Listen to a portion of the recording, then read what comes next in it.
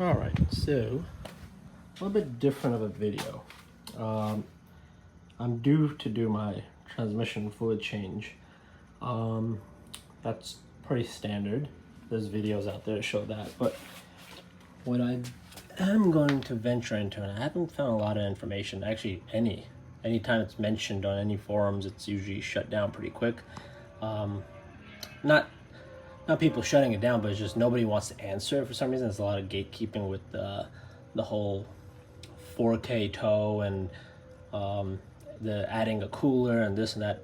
People just don't seem to want to answer that. But today what I'm venturing to do is adding a trans cooler. I have a Lariat all-wheel drive that does not have the 4K tow. I've already added the 7-pin. What I'm doing now is I'm gonna just experiment and see if I can figure out how to add a aftermarket transmission cooler. So that's the adventure for today.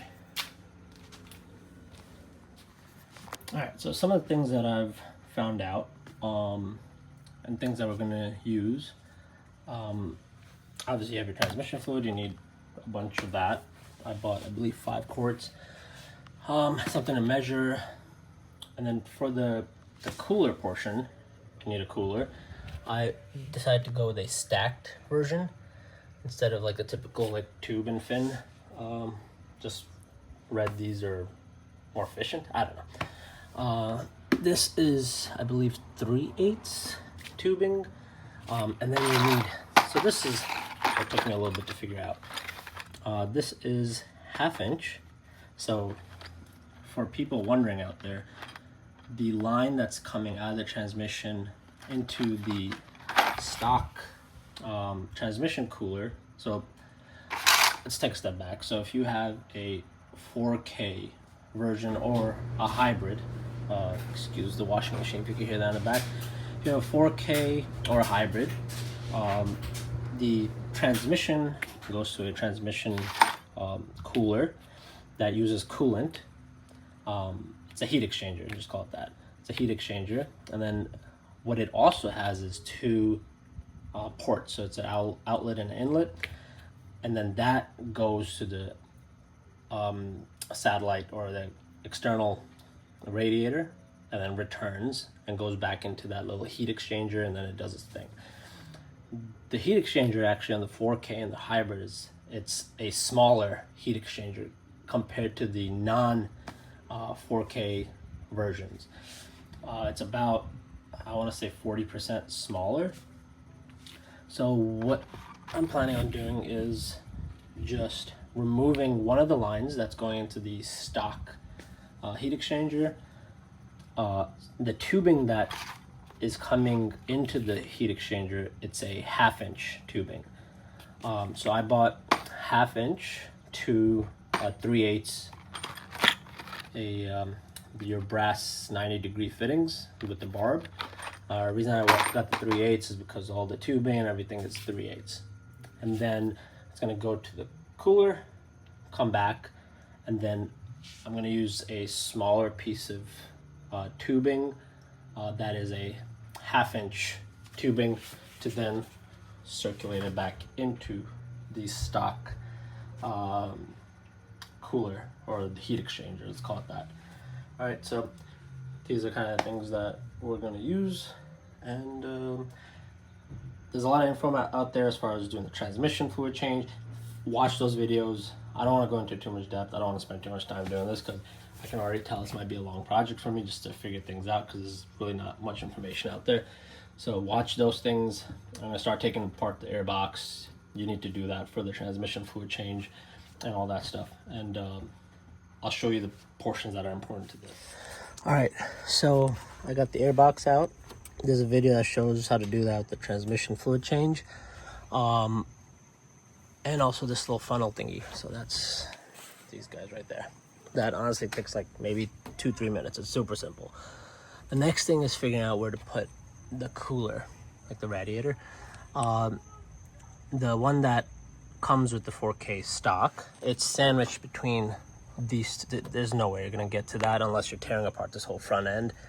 I'm not doing that. I'm looking for the simplest, easiest route. The simplest route would be to mount it in front of this fan assembly. Some zip ties and route the tubing down, call it a day.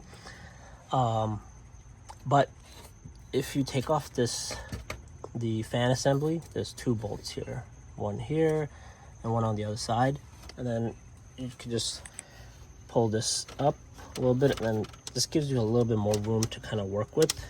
You can see, to try to get this whole thing out, you have to remove all this tubing. I'm not doing that. So this gave me a little bit more room to play. I mean, you can get your hand in there and do stuff.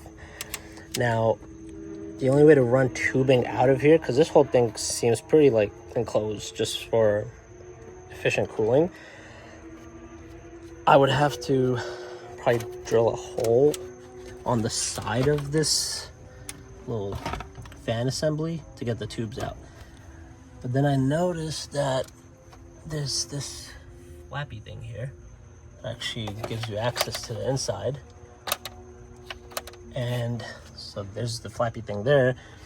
Luckily, there's also a flappy thing exactly at the bottom corner of this side, which is perfect.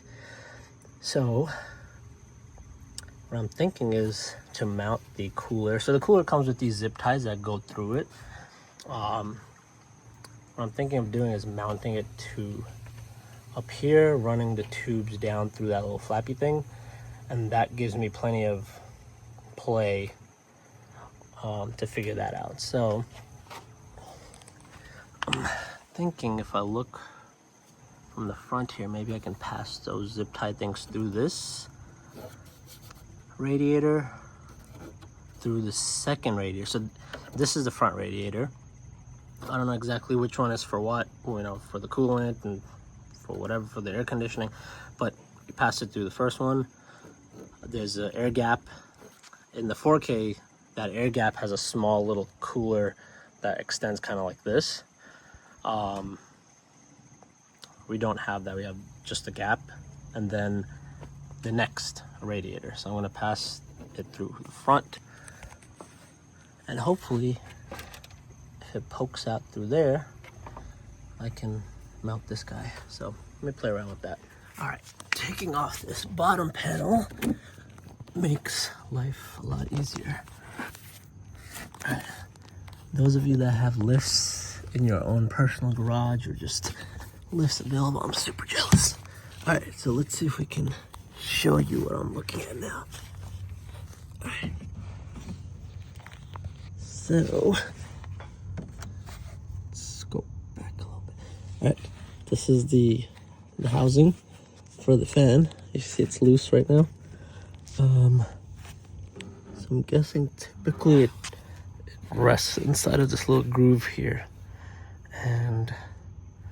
but sometimes in life you get lucky, and you see this right here, this little flappy thing. This is perfect to let the tubing pass right through. Man, that is convenient. All right, since we're down here, let me also show you the stock. Let's zoom back out again. All right, see? So this is the stock heat exchanger slash cooler for the non 4K versions. So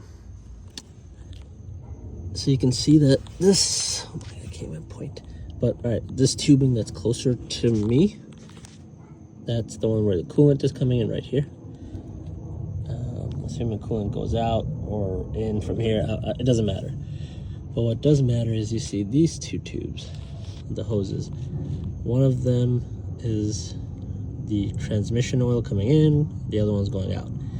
I'm gonna tap into this one right here, and by tap I'm just gonna really take that out, remove it, the hose clamp, move the tube up, put the 90-degree, have that tube go to the radiator, come back, use the other 90-degree, and use a small piece of tubing that is 1/2 inch to connect back to the stock cooler. So it's just gonna extend the circuit out to the radiator, the new radiator, come back here.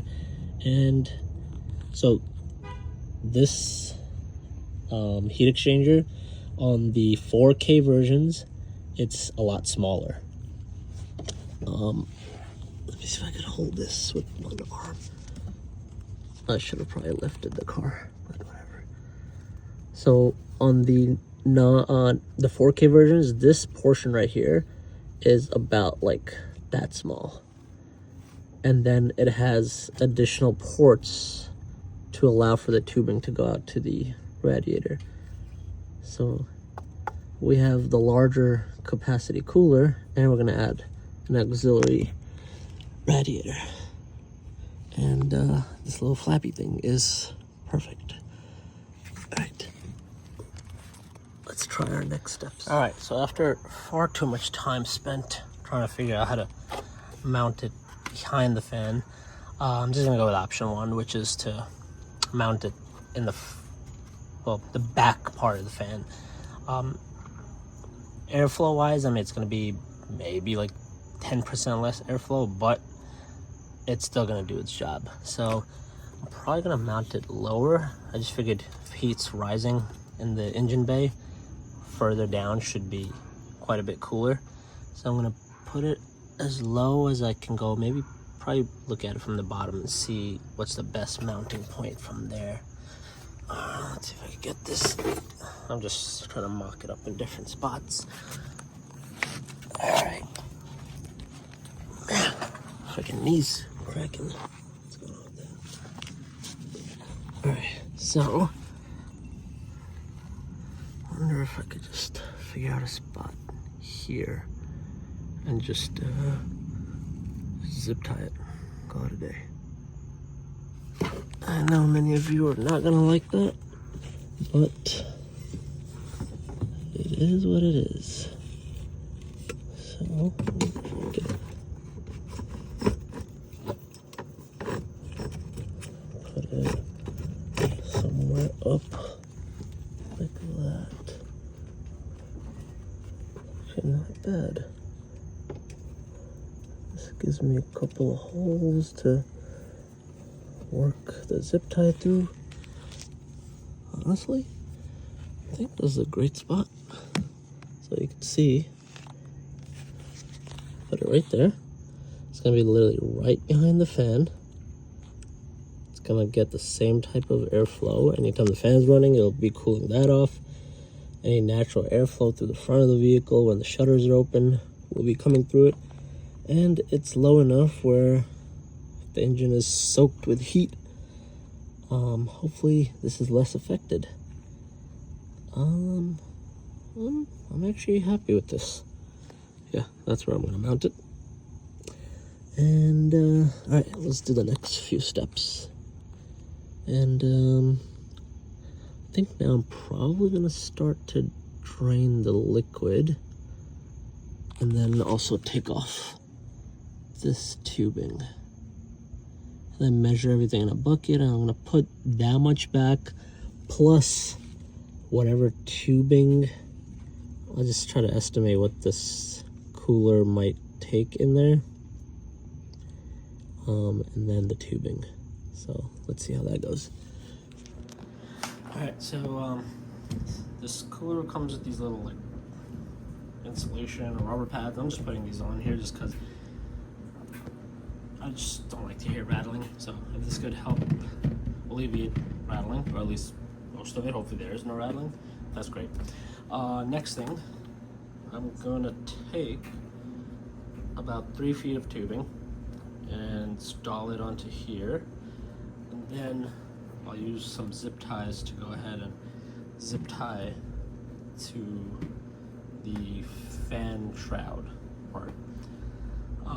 The reason I'm doing 3 feet, I just want to give myself extra room, just so that, you know, it's a little bit tight in there, so at least that way I have these mounted with the hose clamps, and all I have to worry about is the other portion. So that's my plan, and let's do that and see what happens. All right, so as you can see, now I have that mounted.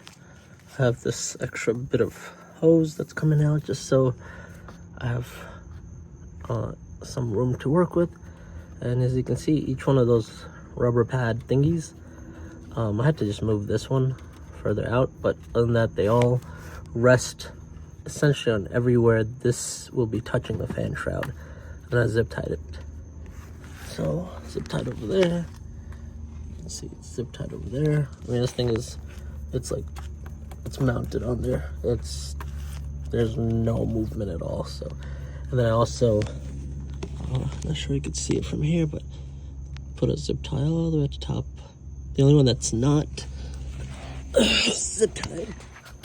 Let's look at it from up here. There you go. So it's also zip tied right here. This is the only one that's not zip tied, just because I didn't really have a spot to zip tie it, but it does have the rubber pad, and you can see, like, because of all the 3 other mounting locations, this one is just, it's literally just resting. It's not jiggling or anything. All right, now I'm gonna drain the transmission fluid and try to take off that the hose. And this is that stupid little location for the fill. So just FYI, the reason I'm doing this, typically my transmission temps hover around, say, 200 to 205, just regular driving. If I want to tow stuff, if I want to do something, I want to make sure that I'm protecting the transmission. So I already have the brake controller installed, 7-pin connector installed. So this is the reason I'm doing it, and because I want to. So I'm gonna take this out, drain it from the bottom, and then let's see what happens next. So I know they tell you to also take out the that leveling plug, or the leveling whatever filler cap thingy that's on the bottom, to fill from there. But a lot of people just recommend doing this, but man, do they put this hose clamp location in a terrible spot. Like, you gotta be able to pinch this to get this thing off. I know I can just take this cap off, I know that, but if you take this cap off, there's still like this tiny hole that like prevents fluid from going down super fast. So gotta figure out how to get this hose clamp off. All right, finally got that off. So you can see why they recommend to get this whole thing off, because if you look here, that tiny little hole, you're gonna have a hard time getting the fluid to flow down quick at all. So you gotta take this off. All right, I'm gonna drain the transmission fluid. That's the plug, and hopefully I can do this without making a complete mess.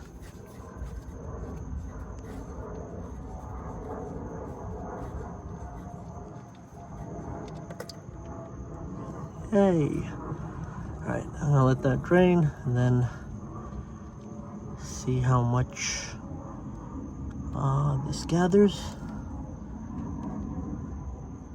and we'll fill up that much and a little bit more. Had a little mini panic attack because I thought this bucket would not hold it, but it's slowing down. I thought I was about to have a disaster on my hands, but as you can see, it's trickling out right now. We are going pretty high. Oh boy. But I think this bucket should be okay. So, as you can see, it's a little bit more than 4 liters. I'm gonna let it keep doing that and then go from there. All right, so as you can see, that's how much transmission fluid came out. That is the 4 liter mark. I'm gonna say that's like a little bit more than 4.5. It's all the way up to there. So what does that tell us? I'm probably just gonna put 5 liters in there, just to also account for the tubing and the cooler, and take it around, drive it, and then yeah, do that. But first, let me also drain the, well, take off the tube and see what comes out of there. Helps to have one of these transfer pumps, because I was gonna try to tilt that into a funnel. I think I've lived long enough to know I would regret that, so I'm gonna use this instead. I'm gonna fill up this outboard motor oil. It's for a boat, but it's empty, so just gonna fill it up in there and then go from there. All right, so I slightly jacked up the car just because I have a crappy jack that doesn't go super high. I think it's meant for sedans. Anyways, so what I'm gonna do is, so one of these tubes, all right, this one, I guess that'll be it. Yeah, I'm gonna use this one. I'm gonna cut this and then attach the barb. So as you can see, this is the side that goes to the 3/8 hose. This is the side that's gonna go to this factory hose. And I'm gonna have another small piece that I will use to then connect to this side of the cooler and connect it to this, so we create a full loop.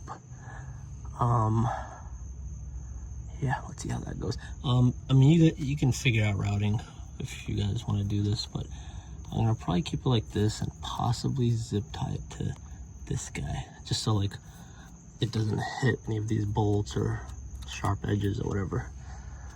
All right, let's go do that. Obviously everything's drained out right now, so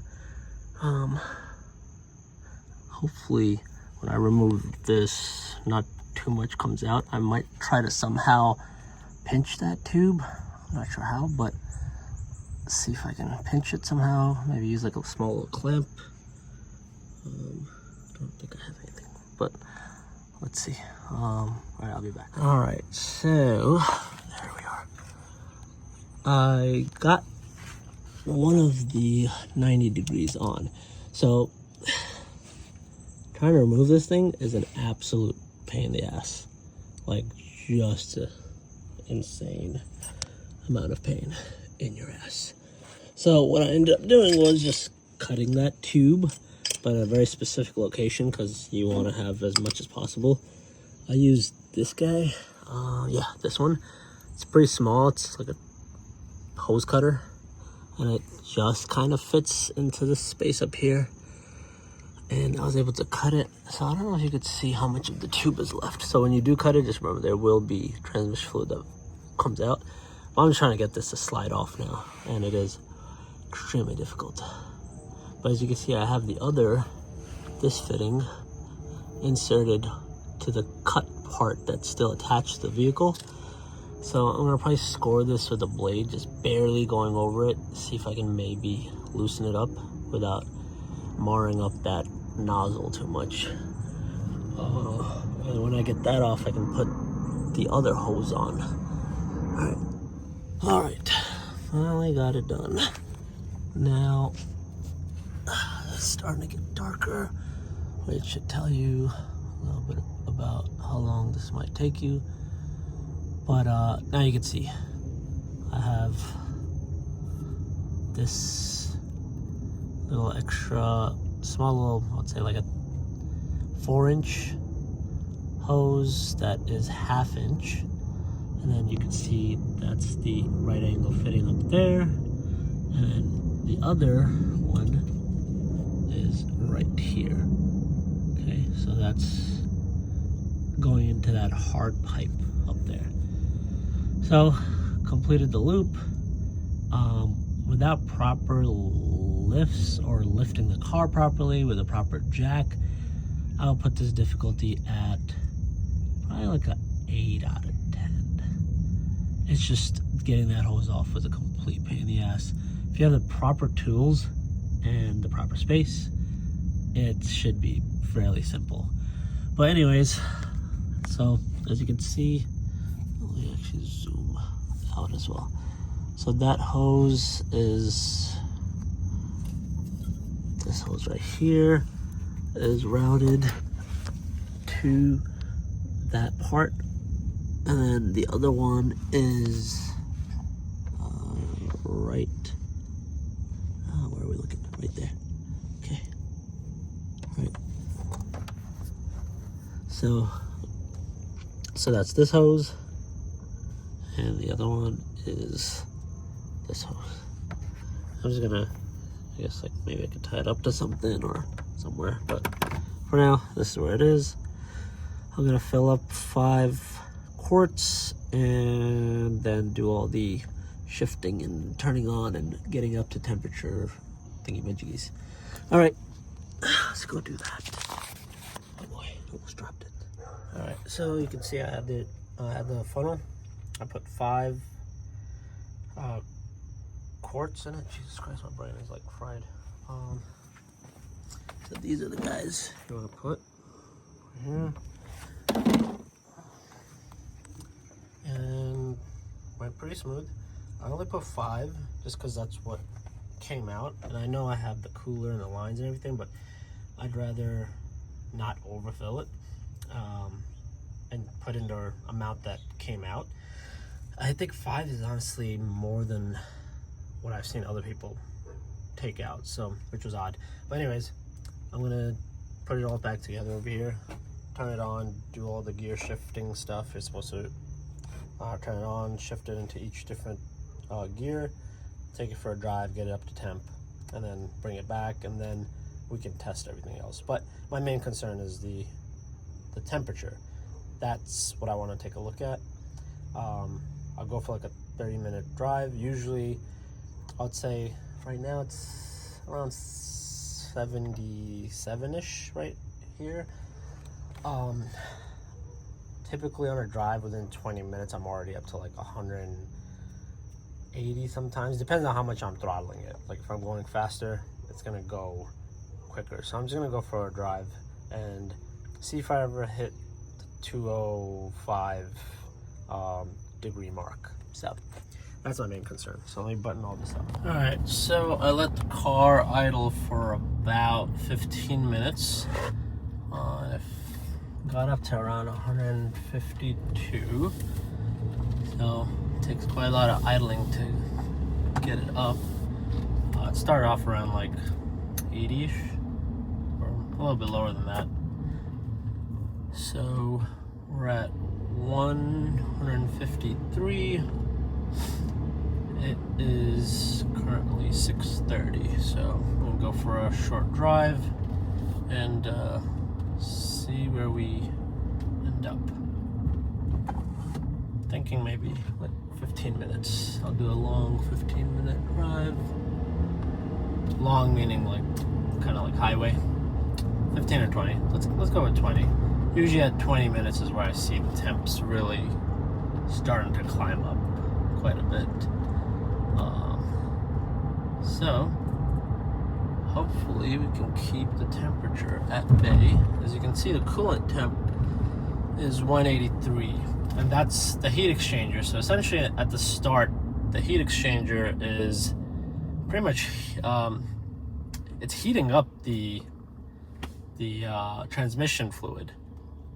So it's, I guess you want the transmission fluid to be at, you know, a certain temp, so it helps kind of bring heat into the transmission fluid. But then the transmission fluid for me just keeps kind of slowly creeping past the coolant temp.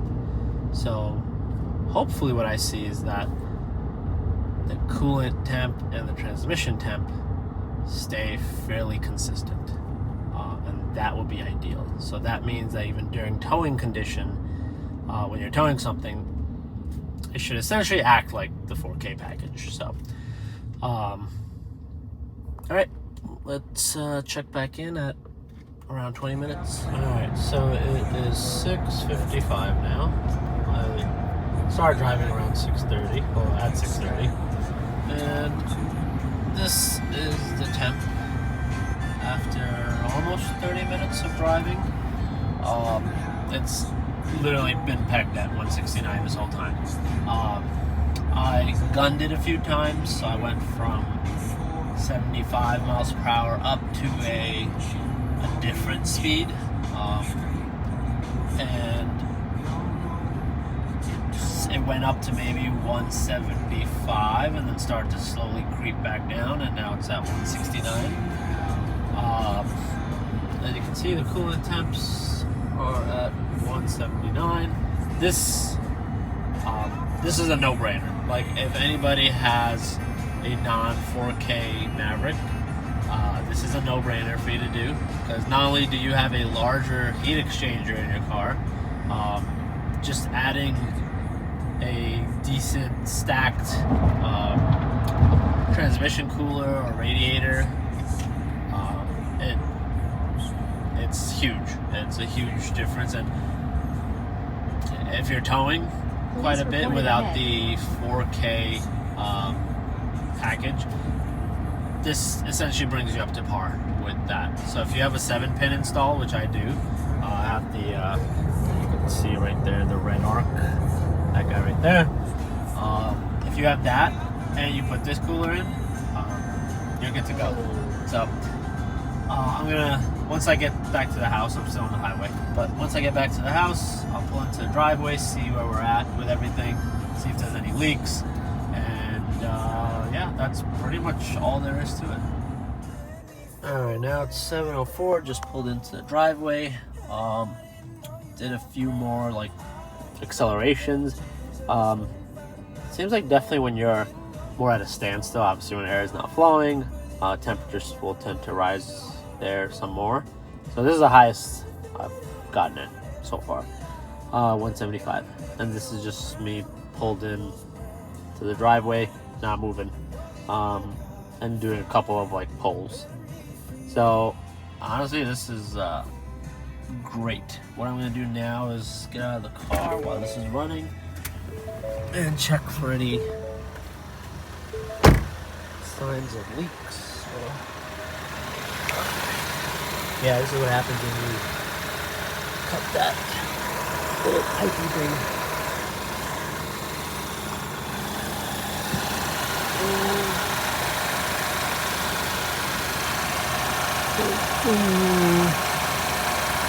I mean, it's hard to see with the camera, but there's no signs of any kind of leaks or anything like that. Alright.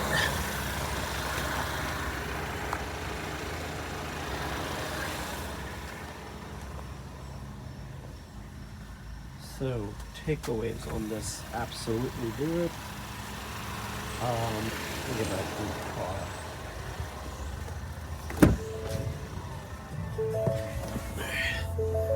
So the hardest part of this, honestly, if you have a proper garage, you have a proper jack, you have more tools than I do, this should be a no-brainer for you to do.